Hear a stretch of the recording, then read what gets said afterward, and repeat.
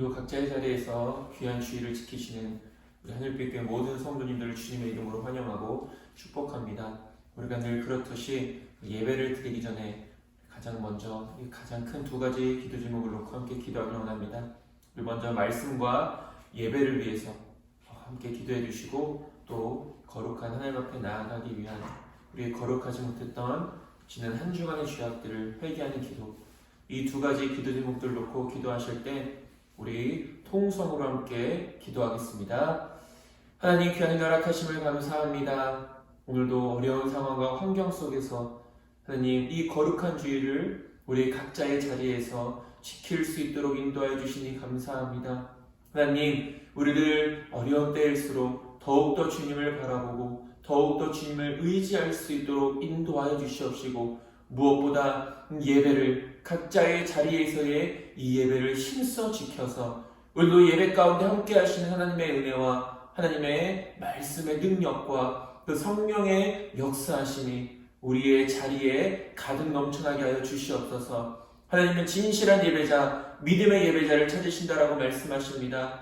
우리 한 사람 한 사람 하늘빛교회 모든 성도님들이 하나님이 찾으시는 믿음의 예배자들이 될 수 있도록 인도하여 주시옵시고, 우리들의 예배를 통해 하나님 홀로 영광 받아 주시옵소서.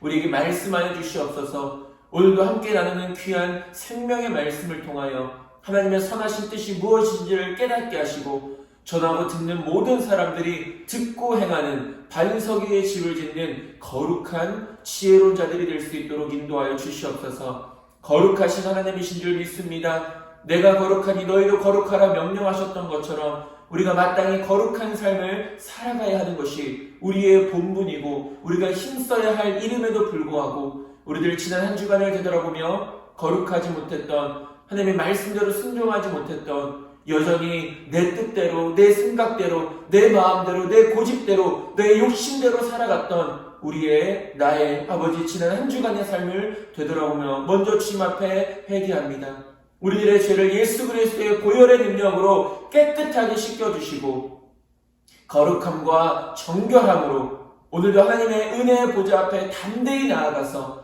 우리 모두가 하나님께서 자리 가운데 예비해 놓으신 풍성한 은혜와 복을 모두 누릴 수 있도록 인도하여 주시옵소서. 그 어느 누구도 마당들만 밟고 돌아가지 않을 수 있도록 인도하여 주시옵시고, 혹여나 예배에 방해가 되는 모든 것들을 우리가 다 뒤로 한 채 오직 이 예배에만, 오직 이 말씀에만 온전히 집중할 수 있도록, 그래서 오늘 예배의 승리자들이 될 수 있도록 인도하여 주시옵소서. 예수님의 이름으로 기도드립니다. 아멘. 우리 함께 인내송 찬송가 38장 함께 찬양하겠습니다.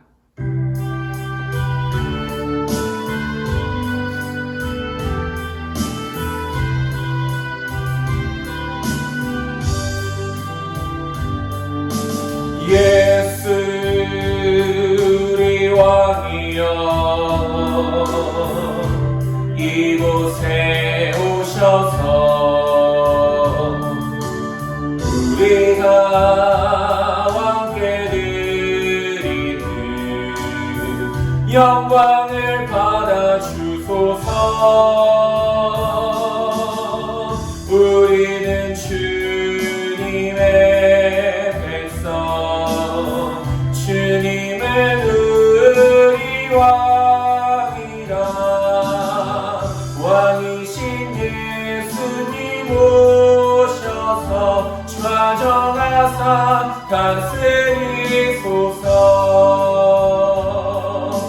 예수 우리 주시여, 이곳에 오셔서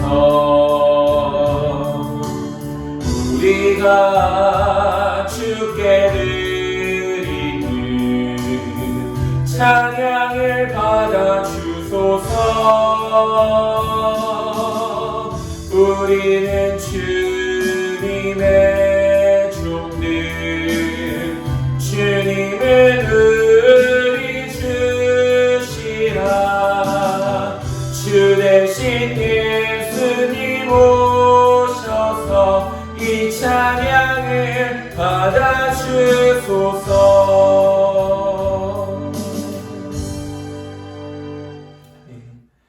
주는 나의 하나님이시라 내가 주께 감사하리이다. 주는 나의 하나님이시라 내가 주를 높이리이다. 아멘. 찬송가 26장 함께 찬양하겠습니다.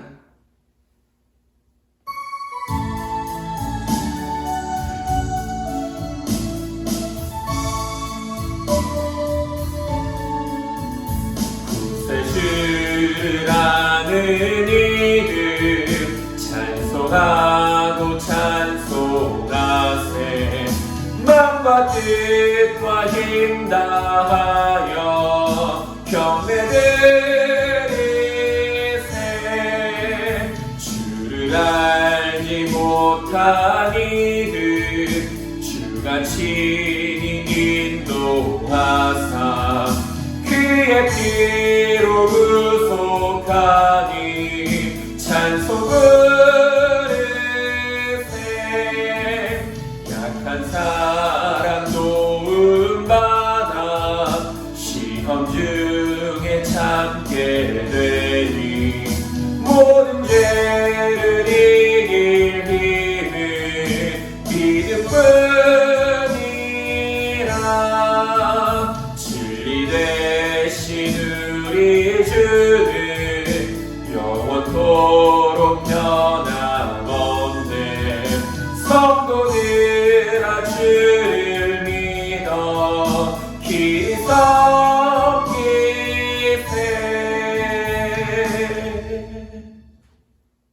아멘. 사도신경으로 우리들의 신앙을 고백하겠습니다.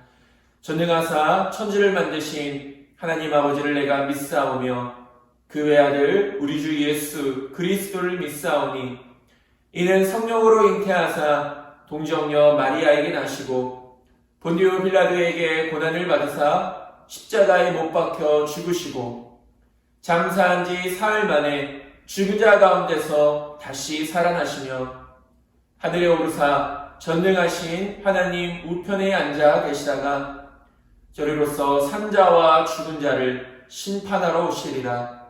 성령을 믿사오며 거룩한 공예와 성도가 서로 교통하는 것과 죄를 사하여 주시는 것과 몸이 다시 사는 것과 영원히 사는 것을 믿사옵나이다. 아멘. 우리 함께 교동문 28번 시편 63편입니다.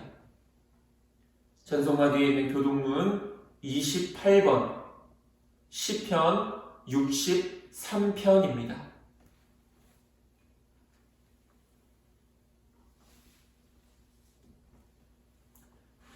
우리 다 찾으셨으면 제가 먼저 고백하겠습니다. 하나님이여 주는 나의 하나님이시라. 내가 간절히 주를 찾되 물이 없어 마르고 황폐한 땅에서 내 영혼이 주를 갈망하며 내 육체가 주를 앙모하나이다. 내가 주의 권능과 영광을 보기 위하여 이와 같이 성소에서 주를 바라보았나이다.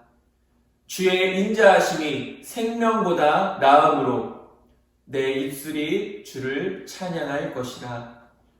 이러므로 나의 평생에 주를 송축하며 주의 이름으로 말미암아 나의 손을 들리이다. 골수와 기름진 것을 먹음과 같이 나의 영혼이 만족할 것이라. 나의 입이 기쁜 입술로 주를 찬송하되 내가 나의 침상에서 주를 기억하며 새벽에 주의 말씀을 작은 소리로 읊조릴 때에 하오리니 주는 나의 도움이 되셨음이라. 내가 주의 날개 그늘에서 즐겁게 부르리이다. 아멘. 찬송가 341장 함께 찬양하겠습니다.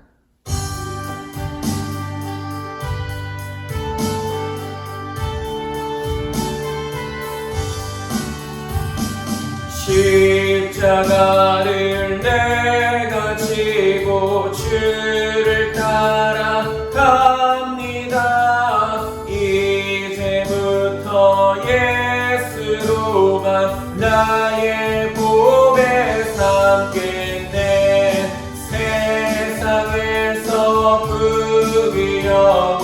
모두 잃어버려도 주의 평안 내가 받고 영생 복을 받겠네. 주도 곤욕당했으니 나도 곤욕당하리. 세상 사람 간사하나 예수 신실합니다. 예수 나를 사랑하사 빛난 얼굴 보이면 원수들이 미워해도 염려할 것 없겠네. 내가 핍박당할 때에 주의 품에 안기고 세상 고초 당할수록 많은 위로 받겠네. 주가 주신 기쁨 외에 기뻐할 건 무엇냐. 주가 나를 사랑하니 기뻐할 것뿐일세. 아멘.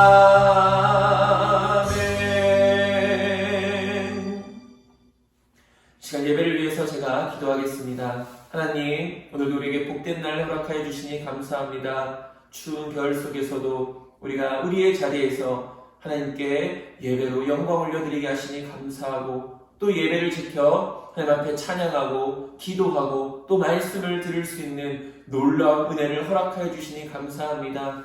그 어느 때보다 힘들고 그 어느 때보다 어려운 세상 속에서 우리들 살아가고 있습니다. 주님, 우리들 그러나 믿음을 포기하지 않게 하시고 또 우리의 거룩한 삶을 그리스도인으로서의 합당한 믿음의 삶을 날마다 지켜 행하며 살아갈 수 있도록 인도하여 주셔서 이 어려움도 이겨내고 이 어려움도 인내하여서 우리들 믿음으로 승리하는 하나님의 귀한 자녀들 될 수 있도록 인도하여 주시옵소서. 우리 하늘빛 교회를 지켜주시고 하늘빛 교회가 이 땅에 참된 소망과 빛과 소금이 되어서 주님 맡겨주신 그 귀한 복음과 사명을 잘 감당하는 교회가 되게 하시고, 우리 성도인들의 한 분 한 분을 귀한 믿음의 자녀요 백성이요 거룩한 종으로 불러주셨사오니 그 부르심에 합당한 믿음의 삶을 날마다 힘써 살아갈 수 있도록 인도하여 주시옵소서. 2021년 새해를 맞아 하나님의 뜻은 이것이니 너희의 거룩함이라는 표어를 붙들고 우리가 올 한 해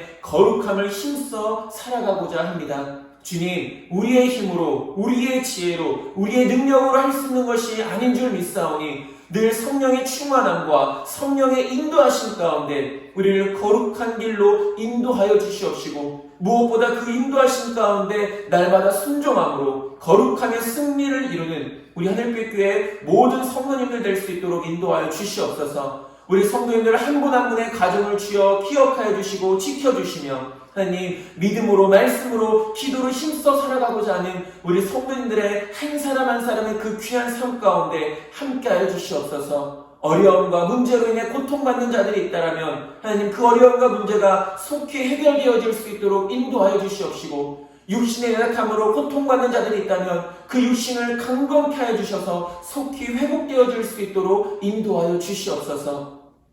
하나님, 그 가정과 교회와 또한 사업장 가운데에서의 우리 성도님들이 하나님의 복음의 통로가, 하나님의 복의 통로가 되어줄 수 있도록 귀하게 쓰임받을 수 있도록 인도하여 주시옵시고, 하나님의 영광을 위하여 지음받고 택함받은 우리들을 잊지 않게 하시며 그 사명을, 그 책임을, 그 의무를 잘 감당하는, 그래야 할 하나님의 은혜와 복을 풍성히 누리는 우리 하늘빛 교회 모든 성도님들 될 수 있도록 인도하여 주시옵소서. 하나님, 무엇보다 오늘날 이 어려운 시대 속에서 이 땅의 모든 교회들을 지켜주시고 모든 믿음의 사람들을 지켜주셔서 속히 이 코로나19가 종식되어질 수 있도록 인도하여 주시옵시고, 우리가 교회에 모여 함께 주님을 예배할 수 있는 그 자유함을 우리가 다시 한 번 더 소망하고 우리가 그날을 바라보며 또 그날이 이루어질 수 있도록 우리가 기도하며 믿음을 지키며 나아갈 수 있도록 인도하여 주시옵소서. 세상에 수많은 거짓이 있습니다. 진리를 가리우려 하는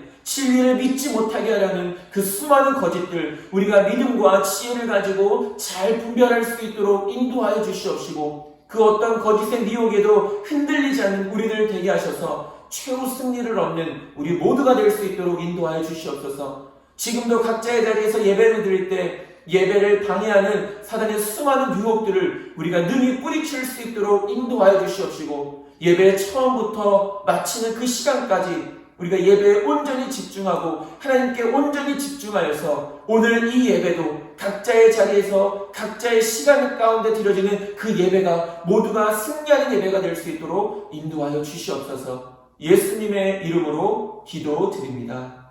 아멘. 우리 함께 봉헌 찬송 453장 함께 찬양하겠습니다.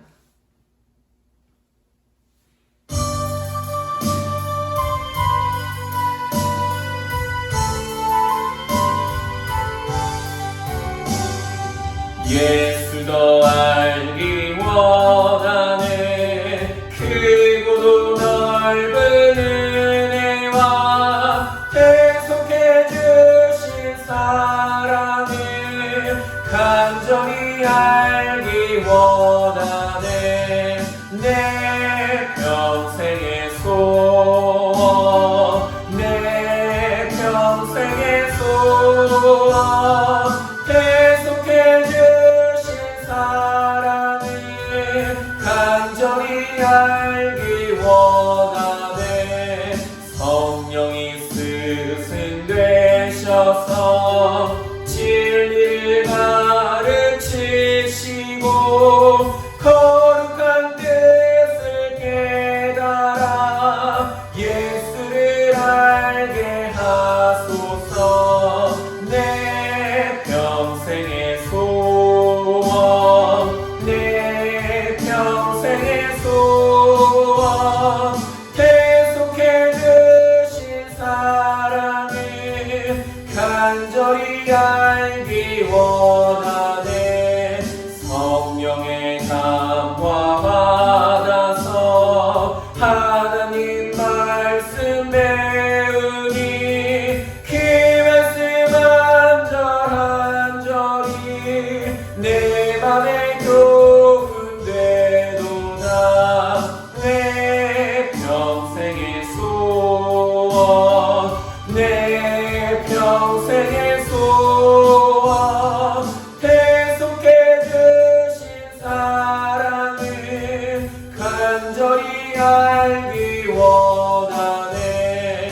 예수가 계신 보좌는 영광에 물려 있도다. 평화의 왕이 오시니 그 나라 왕성하도다. 내 평생의 소원, 내 평생의 소원, 계속해 주신 사랑을 간절히 알기 원하네. 아멘. 우리 각자에서 드려진 예물을 위해 기도하겠습니다. 하나님, 귀한 은혜 허락하시니 감사합니다. 오늘도 주님 앞에 귀한 예물을 올려드릴 때 우리 주님께서 그 예물을 기뻐 받으시고 귀한 곳에 쓰일 수 있도록 인도해 주실 줄 믿습니다.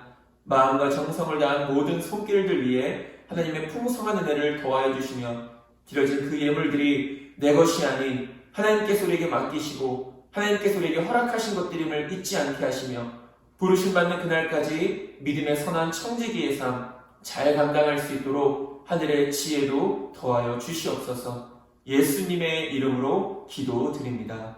아멘. 우리 함께 하나님의 말씀 살펴보도록 하겠습니다. 신약성경 우리 계속해서 디도서입니다. 신약성경 디도서 2장 1절에서 5절까지입니다. 제가 가진 성경책으로는 신약성경 348페이지에 있습니다.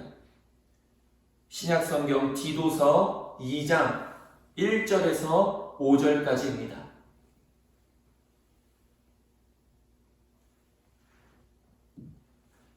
우리 다 찾으셨으면 여러분들이 가진 개역개정 성경을 가지고 우리 1절부터 함께 읽겠습니다.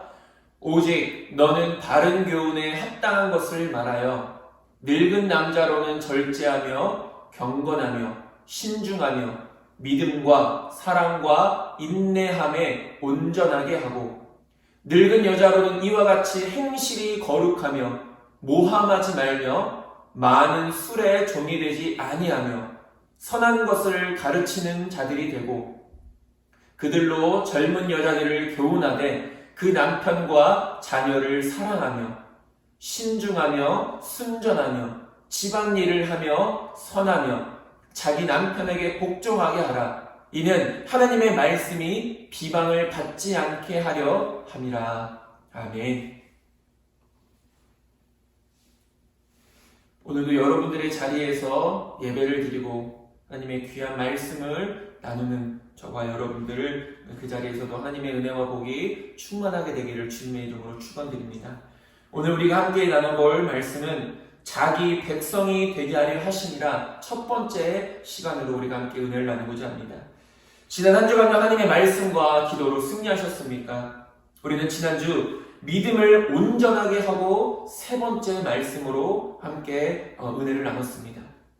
그레데 교회는 율법주의라는 이단의 영향을 받아 할례와 같은 형식적인 구약의 율법 준수를 구원의 필수 조건으로 내세워서 복음의 진리가 상당수 왜곡되어져 있었고 도덕적으로 타락한 헬라 문화의 영향으로 믿지 않는 그레데인들은 물론이거니와 믿는 그레데 성도들까지도 나태와 방종에 빠진 많은 사람들이 있었다는 것입니다. 이런 상황 때문에 바울은 이 디도라는 믿음의 제자에게 교회를 책임질 장로의 자격에 대해서 말하고 있고 무엇보다 이단과 거짓 교사들의 잘못된 가르침으로부터 교회와 성도들을 지키기 위하여서 장로는 감독 혹은 오늘날의 목회자는 진리를 수호하며 바른 가르침으로 성도들을 거룩함으로 인도하며 믿음의 본이 되어야 함을 이 디도서를 통해서 전하고 있는 것을 보게 됩니다. 우리가 예전에도 말씀을 통해 잠깐 나눴지만 목회자는 성도들을 목회자를 닮아가게 하기 위하여 힘쓰는 자가 아니라 목회자가 먼저 예수님을 닮아가야 하고 또한 그 목회자는 성도들이 예수님을 닮아갈 수 있도록 바른 길로 인도해야 될 사명과 책임이 있는 자라는 것을 우리가 예전에 말씀을 통해 잠깐 나눴었습니다. 당시 가장 큰 문제가 되었던 그 이단, 특히 이 할례파로서 이 할례파는 어떤 사람들입니까? 유대교회에서 개종한 유대인 그리스도인들이었습니다. 이 할례파는. 그 중에서도 여전히 율법을 고집하던 자들이 바로 이 할례파였습니다. 바울은 이들의 율법의 행위들을 아주 낱낱이 고발하고 비판했는데 여기서 바울이 말하는 이 할례파들의 율법의 행위들이라는 것은 진정한 의미로서의 그들의 율법의 행함을 말하는 것이 아니라 유대인들의 위선적인 종교성, 즉 이들은 율법을 중요하게 여겼으며 심지어 율법을 통해서만이 구원을 받을 수 있다라는 자신들만의 논리와 자신들만의 확신과 교리를 가지고 이 가르침을 전하면서도 정작 그들은 율법대로 행하지 않았다라는 것입니다. 이들이 자랑스럽게 여겼던 것은 그저 할례와 율법을 소지하고 있었다라는 외형적인 모습뿐이었습니다. 그래서 바울은 그들을 이렇게 지적하지 않습니까? 로마서 2장 13절에서 하나님 앞에서는 율법을 듣는 자가 의인이 아니오 오직 율법을 행하는 자라야 의롭다 하심을 얻으리니 라고 말하고 있습니다. 그들이 말하는 그 율법의 행위들이라는 것은 진정한 의미로서의 율법의 행함이 아닌 단순히 외식적인, 형식적인, 위선적인 율법의 모습만을 강조했다는 것이죠. 그래서 바울은 율법을 듣는 자가 의로운 자가 아니라 율법대로 행하는 자가 의로운 자다라고 말하고 있는 것입니다. 로마서에서 바울이 말하는 것은 우리가 율법으로 의롭게 되어 구원을 받는다라는 의미가 아닙니다. 우리의 구원은 우리의 어떤 공로나 행함으로 이루어지는 것이 결코 아닙니다. 우리의 구원은 오직 하나님의 은혜이며 하나님의 선물로 인하여 이루어지는 것입니다. 그래서 바울이 여기서 말하는 율법의 행위로, 율법을 행함으로 이루어진다는 것은 바로 이런 의미입니다. 하나님의 은혜로 말미암아 믿어 구원에 이른 백성이라면 마땅히 하나님의 말씀을 지켜 행하는 자가 하나님 앞에서 의론자가 되어진다라고 말하고 있는 것이죠. 우리의 구원이 어떤 우리의 율법의 행함으로 이루어지는 것이 아니라 우리가 하나님의 은혜로 구원을 받았다면 이제는 그에 합당한 하나님의 말씀 앞에 순종하는 삶을 살아가는 자가 하나님 앞에서의 의로운 자다라고 이렇게 말하고 있다는 것입니다. 그리고 또한 거짓을 분별하기 위해서는 우리는 진리 위에 굳게 서 있어야 합니다. 가짜가 무엇인지를 알기 위해서는 진짜가 무엇인지 알아야 합니다. 자칫 극단적인 가치관이나 한쪽으로만 너무 치우친 신념들은 말씀을 잘못 이해하게 하고 오해하게 만들어서 진짜 진리를 깨닫지 못하게 하는 장애물들이 되어질 수 있습니다. 그래서 바른 말씀을 들어야 하고 또한 그 바른 말씀을 듣기 위해서는 그 전하는 자가 바른 말씀을 진리를 온전히 선포할 수 있어야 됩니다. 그리고 전하고 듣는 모든 사람들은 하나님 앞에 기도할 수 있어야 됩니다. 전하는 자는 두렵고 떨림으로 하나님의 말씀을 가감없이 선포해야 하며 하나님의 말씀을 듣는 자들은 그 말씀을 듣고 하나님의 선하신 뜻을 온전히 깨달을 수 있도록 믿음과 지혜를 구할 수 있어야 된다는 것이죠. 그렇기 때문에 신앙의 중심을 지킨다는 것이 오늘날 무엇보다 믿음의 사람들에게 필요한 영성임을 우리는 분명히 기억할 수 있어야 합니다. 이 말씀들이 우리가 지난주에 함께 살펴봤던 말씀이었고요. 계속해서 오늘은 이제 디도서 2장입니다. 그 디도서 2장 중에서도 첫 번째 시간으로서 오늘 본문은 교회 내에 있는 다양한 부류의 성도들을 염두에 두고서 성경 그대로 보면은 늙은 남자, 늙은 여자, 젊은 남자 혹은 우리가 오늘은 젊은 여자까지 살펴보고 다음 주에는 젊은 남자, 종들이 각각의 교회에서 또 각각의 자리에서 어떤 믿음의 모습으로 살아가야 하는가, 어떤 믿음의 본을 보일 수 있어야 하는가에 대해서 바울은 디도에게 설명해 주고 있습니다. 그리고 마지막 성도의 성화의 동기와 목적에 대해서 이 디도서 2장을 기록하고 있는데 오늘은 우리가 그 첫 번째 시간으로 늙은 남자, 늙은 여자, 그리고 젊은 여자까지 우리가 함께 말씀을 통해 살펴보도록 하겠습니다. 첫 번째로 교회 안에는 다양한 성도들이 있습니다. 그 중에서도 첫 번째, 늙은 남자들의 신앙의 모범에 대해서 이야기합니다. 앞서 언급했듯이 바울은 오늘 본문에서 성도들에게 다양한 행동 지침에 대해서 교훈을 주고 있는데 본문 1절에서 바울은 이렇게 말합니다. 오직 너는 바른 교훈에 합당한 것을 말하여 라고 이렇게 교훈합니다. 그러니까 디도가 사람들을, 교회 안에 사람들, 성도들을 믿음의 길로, 바른 길로 인도하고 가르치기 이전에 전하는 그 디도는 어떤 말을 그들에게 전해줄 수 있어야 된다는 것입니까? 합당한 말을, 바른 교훈에 합당한 것을 그들에게 먼저 가르치고 전하고 무엇보다 그런 믿음의 삶의 본을 너 스스로가, 디도 스스로가 먼저 보여줄 수 있어야 된다는 것을 바울은 분명하게 이야기를 합니다. 여기서 1절에서 너는 바로 디도를 가리키고 오직이라는 단어는 그러나 라는 뜻입니다. 그러니까 바꿔서 얘기하면 그러나 디도 너는 바른 교훈에 합당한 것을 말해야 된다라는 이런 의미가 되어진다는 것이죠. 무슨 말입니까? 디도서 1장에서 우리가 살펴봤듯이 무엇보다 교회 안에서의 이 거짓 교사들을 경계하고 그들의 가르침에 미혹되지 말라는 경고의 말을 한 뒤에 그 뒤를 이어서 그러나 디도 너는 거짓 교사들처럼 거짓된 가르침이 아닌 바른 진리 위에 서서 믿음의 본을 보이고 바른 교훈에 합당한 것을 성도들에게 가르치라라는 이런 의미가 함축적으로 담겨져 있다는 것이죠. 1장에서 살펴봤던 것처럼 그런 거짓 교사들처럼 거짓된 진리를 가르치는 것이 아니라 그러나 디도 너는 바른 교훈에 합한 것들을 그들에게 가르쳐라 라고 이렇게 말하고 있다는 것입니다. 그러니까 1장과 2장이 계속해서 이어지는 내용인 것을 볼 수 있게 됩니다. 이는 곧 교회의 지도자이며 디도서에서 언급하고 있는 장로의 사명이며 책임임을 바울은 디도에게 다시 한 번 더 상기시켜주고 있는 것입니다. 그러면서 바울은 먼저 늙은 남자들이 보여줘야 될 신앙의 모범에 대해서 설명하고 있습니다. 교회 안에서나 세상 가운데서나 가정에서나 직장에서나 늙은 남자들, 늙은 남자라는 것은 그 단어 그대로 나이가 많은 남자들을 의미합니다. 그 나이가 많은 남자들이 보여줘야 될 믿음의 본이 무엇인가, 그들이 끼쳐야 될 선한 영향력이란 무엇인가에 대해서 바울은 말하고 있는 것입니다. 즉 교회 안에서의 나이가 든 남자들이 마땅히 갖추어야 될 덕목이 있다는 것인데, 그 중에서 첫 번째가 무엇입니까? 바울은 절제를 말하고 있습니다. 나이가 든 사람들, 이 장년의 남자들은 먼저 절제의 본을 보일 수 있어야 된다라고 이렇게 말하고 있는 것이죠. 여기서 말하는 이 절제라는 단어는 두 가지의 의미가 담겨져 있습니다. 하나는 헬라어 원어적인 의미로 술을 마시는 데 있어서의 절제를 의미합니다.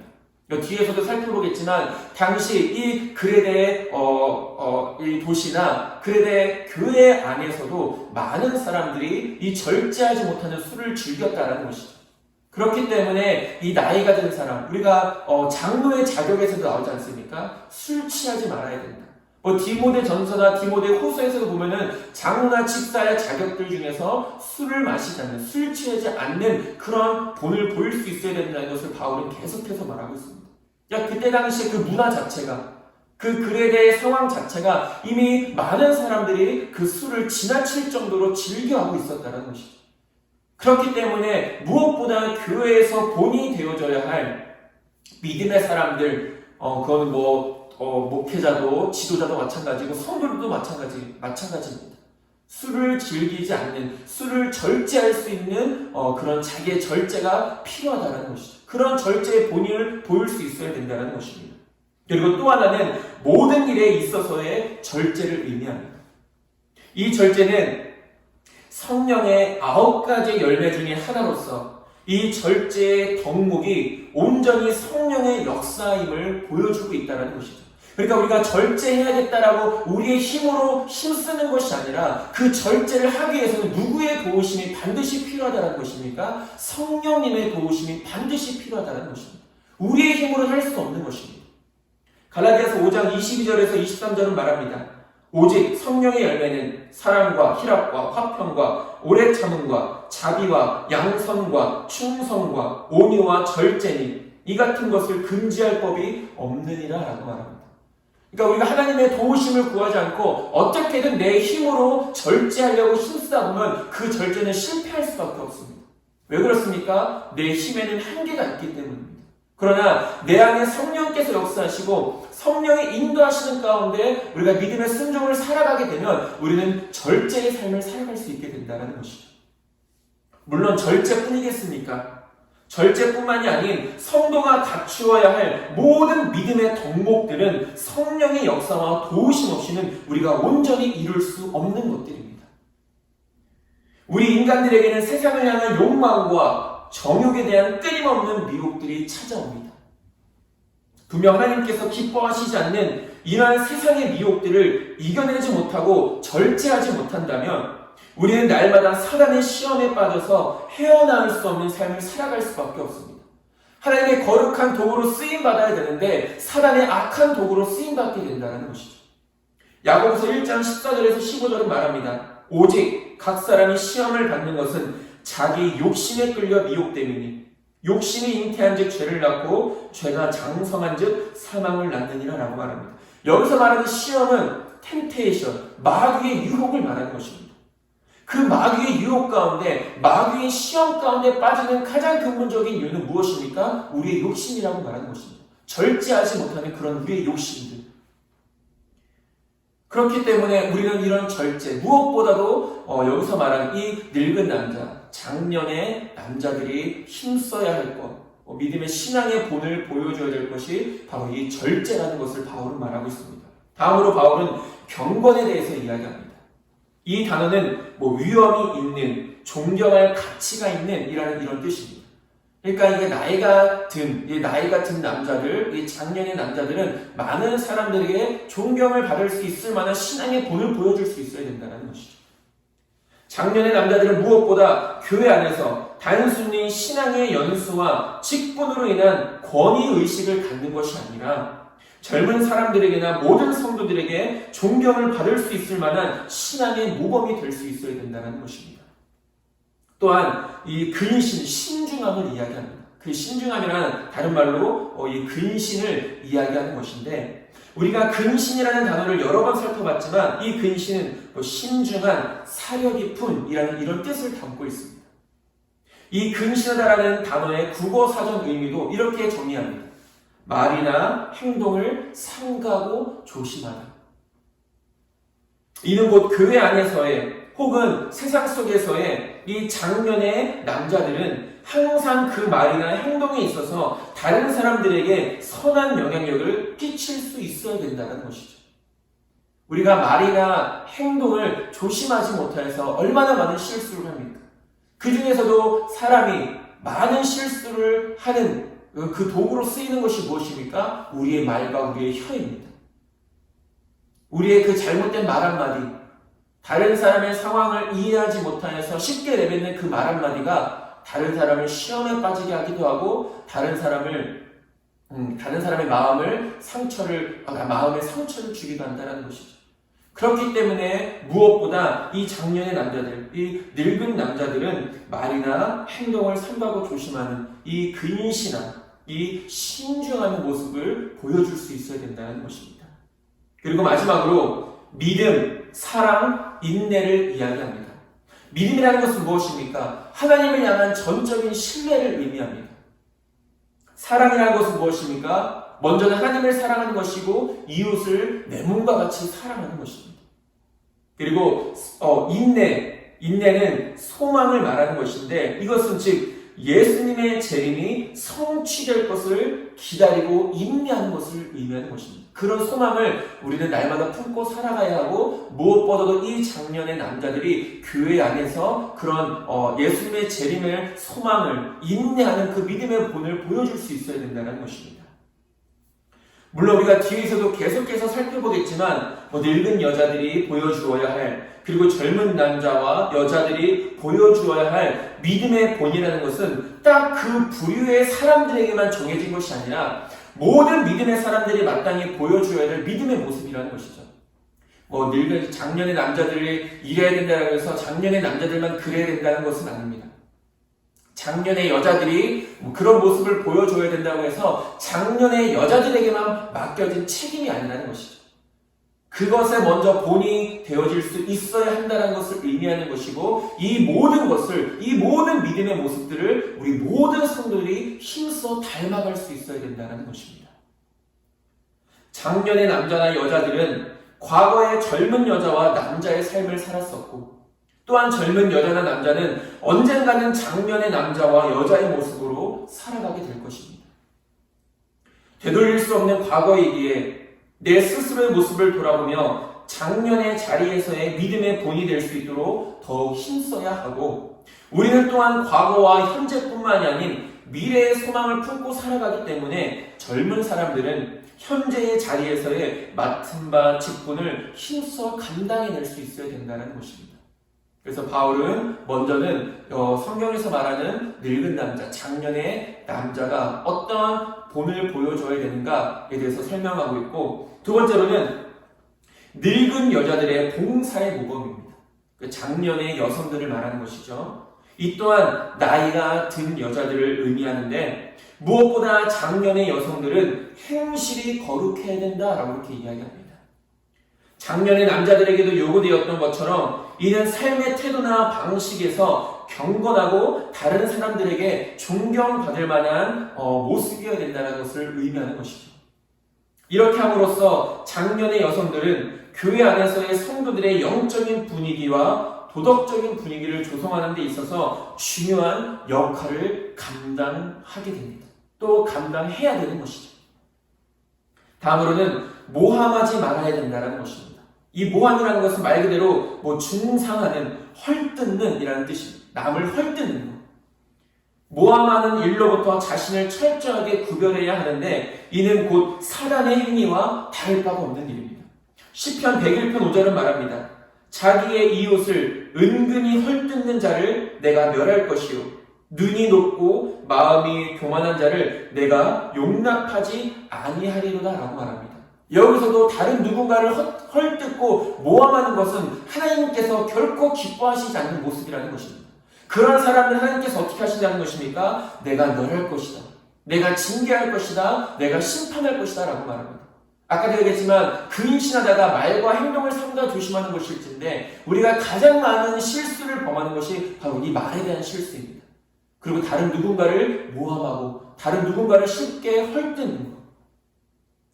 누군가를 헐뜯고 모함하는 일은 결국 공동체를 무너뜨리는 결과를 초래하게 된다는 것이죠.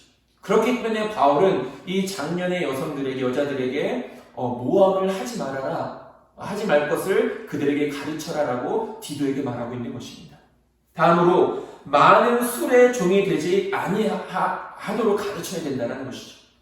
장로의 자격에서도 장년의 남자가 무엇보다 술을 절제해야 함에 있어서도 볼 수 있듯이 술은 모든 목록에서 교회 지도자들의 임명에서 문제가 된 것으로 보아 가장 심각한 문제였던 것으로 보여지게 됩니다. 아까도 이야기했지만 이 그레데 도시의 상황들과 그레데 교회 안에서의 모습 속에서도 마찬가지입니다. 잠언 23장 29절에서 30절은 이렇게 이야기합니다. 재앙이 네게 있느뇨, 근심이 네게 있느뇨, 분쟁이 네게 있느뇨, 원망이 네게 있느뇨, 까닭없는 상처가 네게 있느뇨, 붉은 눈이 네게 있느뇨, 술에 잠긴 자에게 있고 혼합한 술을 구하러 다니는 자에게 있느니라 라고 말합니다. 성경에서도 말하듯이 술 취하지 말라는 것입니다. 오히려 우리는 성령의 취함을 우리가 누리며 살아갈 수 있어야 된다는 것이죠. 그러니까 술이라는 것이 성경에서는 극단적으로 우리가 술을 마시면 지옥에 간다라고 이렇게 말하고 있지는 않습니다. 그러나 그 술의 심각성과 문제에 대해서는 분명히 이야기하고 있는 것이죠. 그 술을 먹으면 우리의 판단력이나 정신력은 흐려질 수밖에 없고 그로 인하여 우리는 쉽게 하나님 앞에 범죄하며 하나님이 기뻐하시지 않는 죄악들을 쉽게 범할 수 있게 된다는 것입니다. 바울이 이렇게까지 술을 금하는 이유는 당시 그레데인들 중에 술주정뱅이들이 많이 있었기 때문이며 이런 점에서 성도들을 차별화시키기 위한 것으로 보여지고 있다는 것입니다.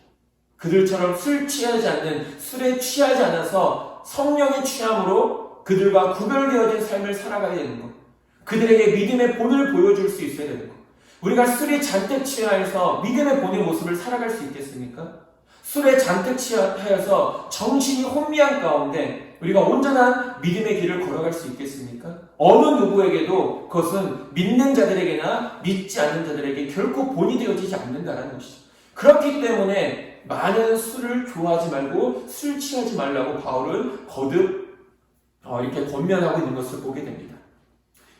마지막으로 선한 것을 가르치는 자가 되어야 하는데 그 이유는 바로 4절 그들로 젊은 여자들을 교훈하기 위함이다라고 말합니다.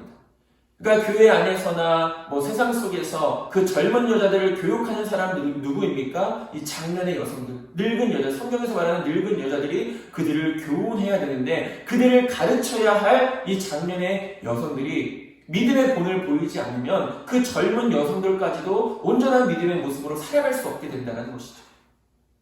자신의 경건한 삶을 통해 오랜 경험과 바르고 합당한 삶에 근거한 권위를 가진 장년의 여성들은 젊은 여성들을 가르치는 교사의 사역을 통해서 교회를 위한 봉사에 여전히 참여하고 있음을 스스로 증거할 수 있어야 됩니다. 무슨 말입니까? 간혹 자신들은 나이가 많이 들어서 특별히 교회에서 할 수 있는 것이 없다라고 말씀하시는 분들이 있습니다. 물론 그 말이 완전히 틀린 말은 아닙니다. 어떤 봉사하고 헌신하고 어떤 육신의 힘을 쓰는 일에는 분명히 함께 참여하지 못하는 그런 제한적인 분들도 분명히 있다는 것입니다. 그러나 오늘 본문을 보면 오히려 장년의 남자나 그 여자가 교회에서의 더 큰 사명이 있다는 것을 확인할 수 있게 됩니다. 그것이 무엇입니까? 바로 신앙의 본이 되어서 많은 믿음의 사람들에게 선한 영향력을 끼치는 것입니다.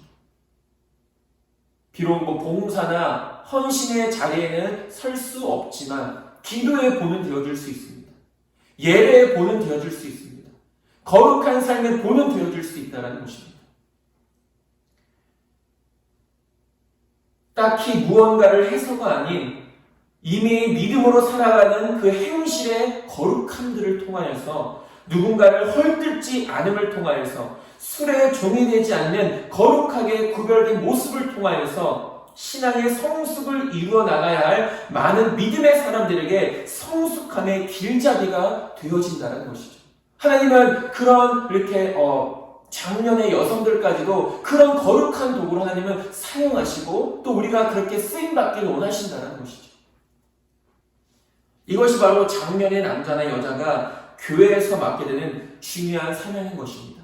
젊은 사람들에게나 많은 믿음의 사람들에게 본인들이 살아온 그 믿음의 길, 그 거룩한 삶의 선한 영향력을 그들에게 끼쳐서 그들 또한 그 믿음의 길을 걸어갈 수 있도록 힘쓰는 것. 그렇기 때문에 모든 교회 안에서의 믿음의 사람들은 하나님 앞에 다 쓰임받는 하나님의 거룩한 자녀들이라는 사실입니다. 세 번째로 젊은 여자들의 사랑의 모범입니다. 바울은 젊은 여자들이 보여주어야 할 사랑의 모범에 대해서도 말하고 있는데 특별히 교회에서 젊은 여자들은 그 장년의 여자들에게 의해 지도되어졌습니다. 무엇보다 젊은 여자들은 남편을 사랑하고 자녀들을 사랑하는 훈련을 받을 필요가 있었다는 것이죠. 하늘로부터 오는 이 사랑이 먼저는 자신의 심령 속에 차고 넘쳐야 하고 이 사랑은 또한 다른 사람들에게도 흘러가게 해야 하기 때문입니다. 남편을 사랑하고 자녀를 사랑할 수 있는 건 내가 먼저 하나님의 사랑을 깨닫고 하나님의 사랑을 아는 가운데 비로소 나타날 수 있는 모습들이라는 것입니다. 요한일서 4장 20절은 말합니다. 누구든지 하나님을 사랑하노라 하고 그 형제를 미워하면 이는 거짓말하는 자니 보는 바 그 형제를 사랑하지 아니하는 자는 보지 못하는 바 하나님을 사랑할 수 없느니라 라고 말합니다. 우리는 먼저 가장 가까운 사람을 사랑할 수 있어야 합니다. 우리에게 가장 가까운 사람은 누구입니까? 바로 가족입니다. 남편이고 아내이며 부모이고 자녀입니다. 바울이 남편과 자녀를 사랑해야 한다는 것을 강조한 이유는 당시 거짓 교사들이 성도들의 가정을 혼란케 하는 일들과 관련되어져 있습니다. 그래서 디도서 1장 11절에서도 이렇게 말합니다. 그들의 입을 막을 것이라 이런 자들이 더러운 이득을 취하려고 마땅하지 아니한 것을 가르쳐 가정들을 온통 무너뜨리는도다 라고 이렇게 말합니다. 거짓 교사들은 단순히 교회 안에서의 잘못된 가르침을 전하는 것뿐만이 아니라 그 잘못된 가르침으로 인하여 어디에 영향을 미치게 하는 것입니까? 가정에 영향을 미치게 하는 것입니다. 우리가 지난주에도 이단에 대해서 잠깐 이야기했지만 이단들의 가정을 보면 다 무너져 있습니다. 그들의 정상적인 가정이 없을 정도로 이단에 빠진 한 사람이 이단에 빠졌을 때 그 가정 전체가 무너지는 것들을 볼 수 있게 됩니다. 앞서도 언급했지만 이것은 비단 젊은 여자들에게만 해당되는 교훈이 아니라 모든 믿음의 사람들은 각자의 가정을 거짓과 미혹으로부터 지켜내야 될 사명이 있다는 것이죠. 계속해서 바울은 젊은 여자들에게 신중해야 하고 순전하며 집안일을 하며 선하며 자기 남편에게 복종해야 될 것을 말하고 있습니다. 신중이라는 것은 앞서 장년 남자들에게 요구되었던 근신을 의미하고 순전은 단어 그 자체에서 말하고 있는 것처럼 순결함을 의미합니다. 이 순결하다는 것은 신앙적으로나 육체적으로나 순결해야 된다는 것을 의미하는 것이죠. 신앙적으로 순결해야 된다는 것은 무슨 말입니까? 우리는 오직 하나님만 믿어야 된다는 것이죠. 하나님만 섬길 수 있어야 된다는 것이죠. 왜냐하면 하나님만이 우리의 아버지 되시고 예수님만이 우리의 신랑 되시기 때문입니다. 믿음에서의 순결함 그리고 육체에서의 순결함 더러운 것들을 쫓지 않고 어떤 오늘날의 음란한 것들을 쫓아가지 않는 우리의 육신을 그 음란함으로 더럽히지 않는 그 순결함 영적인 순결함과 육적인 순결함을 동시에 의미하고 있다는 것입니다. 집안일을 하며 라는 이 의미는 가정일을 돌보라는 뜻인데 이 용어는 게으르고 집집마다 돌아다니는 젊은 에베소 교회의 여자들과는 대조되는 모습을 보여줍니다. 그러니까 디모데전서 5장 13절에서는 뭐라고 말하냐면 또 그들은 게으름을 익혀 집집으로 돌아다니고 게으를 뿐 아니라 쓸데없는 말을 하며 일을 만들며 마땅히 아니할 말을 하느니 라고 이렇게 말하고 있습니다. 가정의 일을 돌보지 않고 밖으로 돌아만 다니는 여자들이 모여서 하는 일은 쓸데없는 말들이라고 이야기합니다. 거기서 나오는 말들, 아까도 얘기했지만 누군가를 모함하고 헐뜯는 말, 바울은 그것을 말하는 것입니다. 어떤 건설적인, 영적인, 신앙적인 그런 대화들을 말하는 것이 아니라 그렇게 모였을 때 모함하고 헐뜯는 그런 이야기들. 즉 장면의 여자들에게도 요구되었던 모함을 하게 된다는 것이죠. 쓸데없는 말을 하며 일을 만들며 마땅히 아니할 말을 하나는. 물론 집안일을 한다는 것은 단순히 여자가 집안에서 일만 해야 된다는 것을 말하는 것이 결코 아닙니다. 이 말은 여자가 가정에서의 마땅한 의무가 있음을 말하고 있는 것입니다. 그런데 가정을 돌보지 않고 가정에서의 마땅한 의무를 행하지 않는 채 어리석은 행동과 어리석은 말을 하는 것은 젊은 여자로서의 책임을 다하지 못하고 있다는 것을 말하고 있는 것입니다. 그래서 디도는 교회 안에서의 젊은 여자들에게 너는 이렇게 그들을 가르쳐라 라고 말하고 있다는 것이죠. 또한 젊은 여자는 친절하고 선해야 하며 무엇보다 남편에게 복종해야 된다고 말합니다. 여기서 우리가 흔히 오해할 수 있는 게 이 복종이라는 단어의 의미입니다. 이 복종이라는 단어의 의미는 어떤 강제적인 복종을 의미하는 것이 아니라 자발적인 복종을 의미하는 것입니다. 복종은 결코 열등함을 의미하지 않습니다.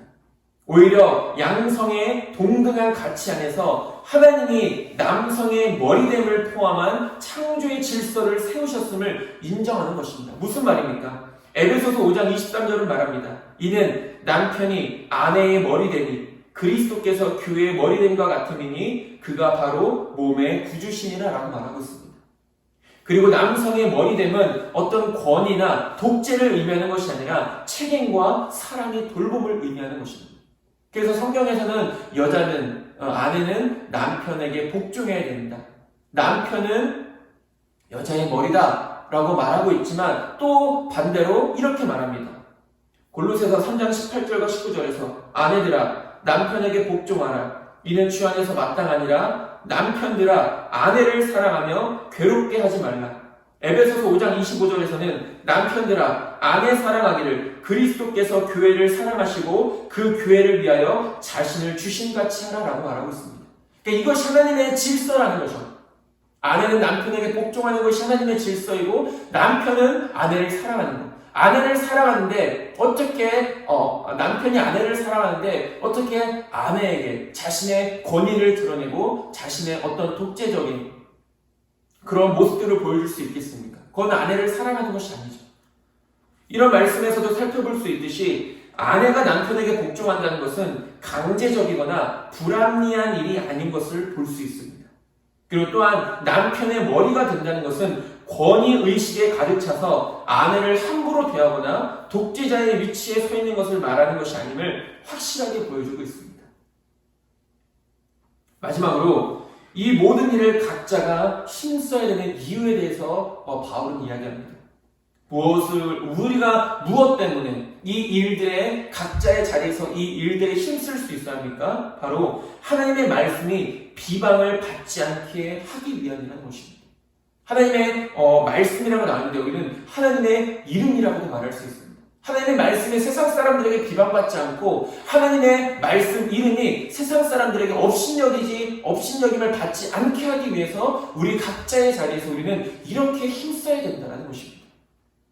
이 말씀은 바울이 가정생활에 관해서 주의를 주는 목적을 나타내는 것인데 작년의 남자나 여자, 젊은 여자나 우리가 다음 주에 이어서 살펴볼 젊은 남자, 종들이 각자의 자리에서 자신들에게 맡겨지고 부여된 사명과 책임을 온전히 감당해야 하는 이유는 바로 이런 이유에서라는 것입니다. 다른 이유에서가 아니라 하나님의 영광을 위해서, 하나님의 영광에 가리워지지 않기 위해서. 즉 우리의 잘못된 행실이나 그 어떤 모습들로 인하여서 하나님의 영광이 가리워지지 않을 수 있어야 된다는 것이죠. 우리가 창조되어진 목적이 무엇입니까? 하나님의 영광을 위한 것 아니겠습니까? 근데 우리의 삶이, 우리의 행실이 그리스도인답지 못한 우리의 삶이 하나님의 영광을 가리운다라면 우리는 우리의 목적, 우리가 존재하는 목적을 온전히 감당치 못하며 살아가고 있는 것이죠. 세상의 악한 영들은 교회와 그리스도인들의 실수나 약점을 빌미로 공격해 옵니다. 어떻게든 실수 하나를 범하면 그 실수를 붙잡고 어떻게든 늘어져서 하나님의 영광을 가리우게끔 한다는 것입니다. 그러나 우리는 세상을 탓하기 전에 우리 스스로의 모습을 먼저 돌아볼 수 있어야 된다는 것입니다. 나는 나의 위치에서 과연 하나님의 영광을 위한 합당한 삶을 살아가고 있는가? 우리 교회는, 우리 그리스도인들은, 이 땅의 모든 교회는 과연 그의 합당한 모습으로 살아가고 있는가? 그렇지 않으면서 이런 어떤 교회의 어려움들과 이런 상황들을 단순히 세상에게만 돌리고 있고 세상을 탓하고 있는 이런 우리들의 이런 어리석음을 우리는 범하지 않을 수 있어야 된다는 거죠. 물론 이 세상은 여전히 진리를 싫어하고 진리를 거부하기 때문에 어떻게든 그 진리를 선포하는 교회와 믿음의 사람들을 넘어뜨리려고 힘쓰고 있습니다. 그럴 때일수록 이 땅의 교회는, 우리 믿음의 사람들은 그들에게 먹잇감이 되지 않을 수 있도록, 그들에게 어떤 그런 비판의 그런 어떤 조건들을 그들에게 내주지 않을 수 있도록 우리가 먼저 항상 깨어 있어야 된다는 것입니다. 바울이 장로의 자격으로 엄격한 기준을 세웠던 그 이유들도 성도들의 본이 되어야 하고, 무엇보다 거짓 교사와 거짓 가르침으로부터 교회와 성도들을 지키기 위해서였다면, 오늘 본문에서는 각자의 자리에서 맡겨진 사명과 책임을 다함으로써 하나님의 말씀이, 하나님의 이름이 세상에서 비방을 받지 않게 하기 위함이라는 것을 우리는 다시 한 번 더 기억해 볼 수 있어야 됩니다. 그런 의미에서 다시 한 번 더 저나 여러분들에게 질문합니다. 우리는 우리의 각자의 자리에서 하나님의 영광을 가리우는 삶을 살아가고 있지 않습니까? 아니면 우리의 삶은 온전히 하나님의 영광을 드러내는 그 거룩한 믿음의 삶을 살아가고 있습니까? 말씀을 정리하겠습니다. 누군가는 교회와 가정과 사회에서의 장년의 남자이며 여자이고, 또한 젊은 여자이며 젊은 남자입니다. 아까도 이야기했지만, 초반에도 말했지만, 이렇게 바울이 이런 부류로 이렇게 사람을 나눠서 이런 부류의 사람들은 이렇게 해야 된다라고 이렇게 말하고 있지만, 그것은 단순히 그 부류의 사람들에게만 해당되어지는 것이 아니라 모든 믿음의 사람들에게 마땅히 행해야 될, 모든 믿음의 사람들이 마땅히 보여주어야 될 믿음의 모습이라는 사실을 우리 다시 한 번 더 기억해야 합니다. 그러면서 특별히 그 자리에 있는 사람들이 무엇에 더욱더 힘써야 하는가에 대해서 바울은 말하고 있다는 것이죠. 나는 지금 어느 위치에 서 있는가를 생각해 볼 수 있어야 됩니다. 나는 장년의 자리에 서 있는가? 나는 젊은 사람들의 자리에 서 있는가? 내가 먼저 어디에 서 있는가를 먼저 분별해야 하고, 그 서 있는 자리에서의 합당한 믿음의 모습을 나타내고 증거할 수 있는 우리들이 될 수 있도록 힘쓸 수 있어야 된다는 것이죠. 누군가는 믿음의 사람들의 믿음의 본이 되어야 하고, 또 다른 누군가들은 그 믿음의 본을 힘써 닮아가야 합니다. 우리가 다음 주에도 말씀을 통해 살펴보겠지만, 결국은 장년의 남자 여자들, 젊은 남자 여자들이 가장 먼저 본이 되어야 될, 힘써 닮아가야 될 분은 예수님이십니다. 바울도 마찬가지고, 그 그레데 교회의 성도들과 지도자들을 가르치는 디도도 마찬가지지만, 디도도 물론 그 지도자로서의 본을 먼저 보여줘야 되지만, 디도 그 자신조차도, 바울 그 자신조차도 먼저는 예수님을 닮아가는 일에 힘쓰는 자들이 되어지는 것이죠. 그러면서 그런 본인이, 교회의 지도자들이, 장로나 감독, 오늘날의 목회자들이 그런 예수님을 닮아가는 일에 힘쓰고, 또 그런 믿음의 본이 되어져서 성도들에게 선한 영향력을 끼치고, 또 그 선한 영향력을 받은 각자의 자리에서의 성도들은 또한 각자의 자리에서의 믿음의 본의 삶을 살아갈 수 있도록 힘쓸 수 있어야 된다는 것입니다. 이렇게 서로 연합하여 선한 영향력을 끼치는 저와 여러분들, 그리고 우리 하늘빛 교회가 되어지기를 간절히 소망합니다. 그러기 위해서 우리를 기도해야 됩니다. 그리고 그러기 위해서는 내가 마땅히 해야 할 일이 무엇인가, 나의 자리에서의 하나님께서 나에게 명령하시고 나에게 부탁하신 일이 무엇인가를 우리는 날마다 생각하며 살아갈 수 있어야 됩니다. 그리고 이러한 선한 영향력들이 단순히 우리 교회 안에서만 머물러 있어서는 안 된다는 것이죠. 교회라는 것은 무엇입니까? 그리스도인이라는 것은 무엇입니까? 교회는 물론 믿는 자들의 모임이지만 그 믿는 자들의 모임은 교회에만 국한되어지는 것이 아니라 우리가 교회에 와서는 하나님의 말씀을 통해 듣고 배우는 제자로서의 모습이라면 이제는 세상 가운데 나아가 보내심을 받는 사도로서의 삶을 살아갈 수 있어야 된다는 것이죠. 이 교회 안에서의 우리 믿음의 사람들이 서로 협력하고 연합하여 선을 이루는 가운데 그 선한 영향력을 가지고 세상 가운데 나아가서 세상 사람들에게도 그 영향력을 끼칠 수 있어야 된다는 것입니다. 그것이 교회의 사명이고 그리스도인들의 사명인 것입니다.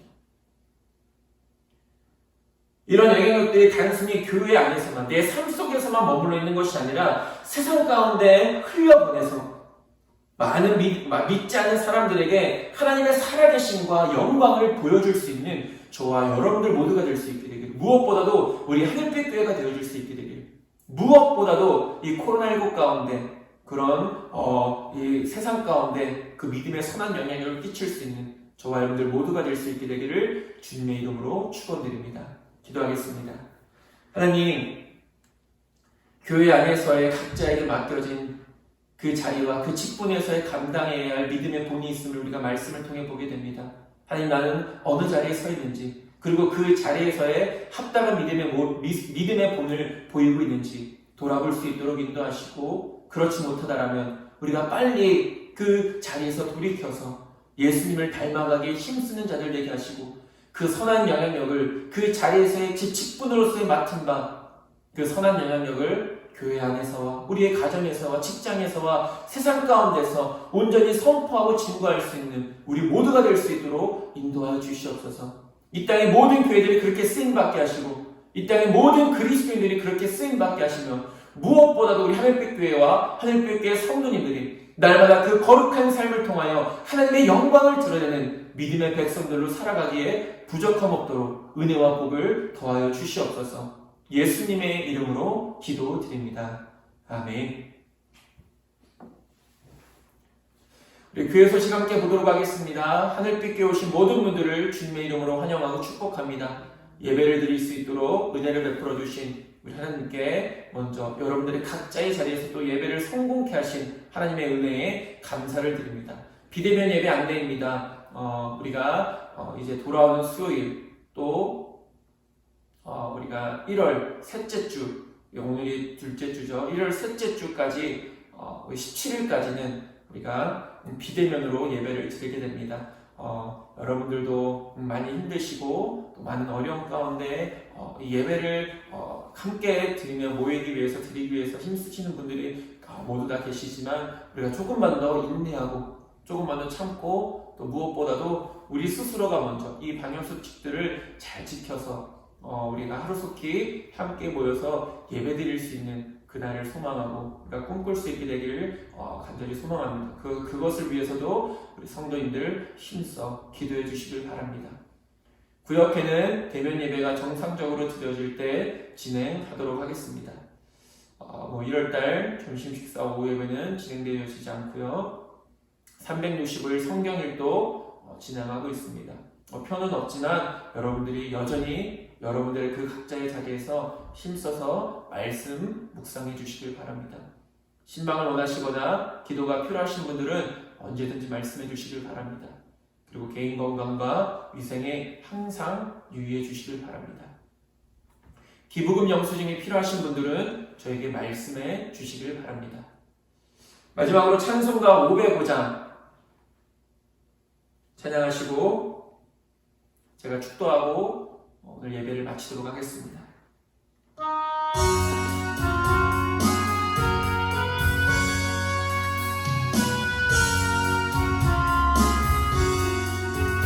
온 세상 위하여 나 복음 전하리 만 백성 모두 나와서 주 말씀 들으라 죄 중에 빠져서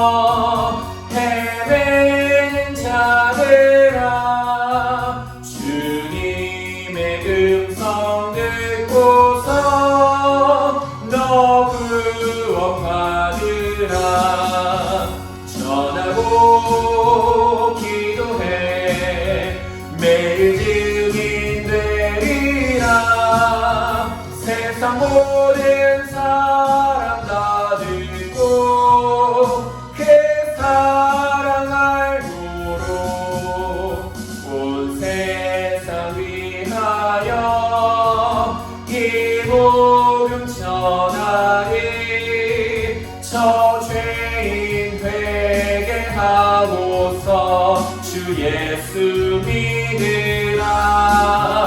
이 세상 구하려 주 돌아가신 것 나 증거하지 않으면 그 사랑 모르리.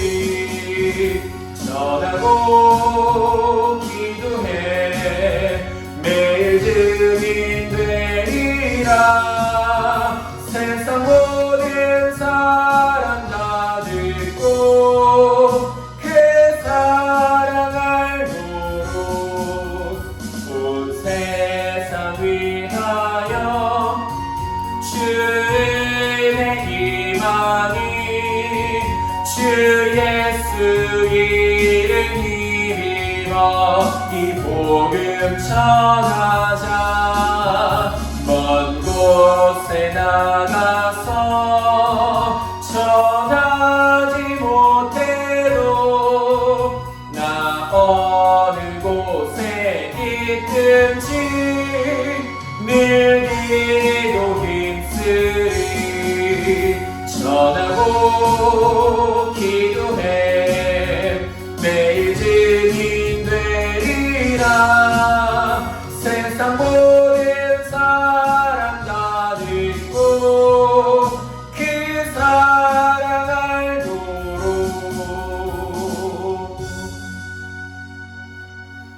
이제 우리를 죄에서 구원해 주신 예수 그리스도의 십자가의 은혜와 독생자까지 아낌없이 내어주신 하나님의 무한하신 사랑하심과 성령님의 교통하심과 우리를 하나님의 자녀로 인쳐주심이 오늘도 각자의 자리에서 믿음의 본이 되어지는 삶을 살아가는 우리 하늘빛 교회 모든 성도님들 머리 위에 지금으로부터 영원토록 함께 하시기를 간절히 축원하옵나이다. 아멘.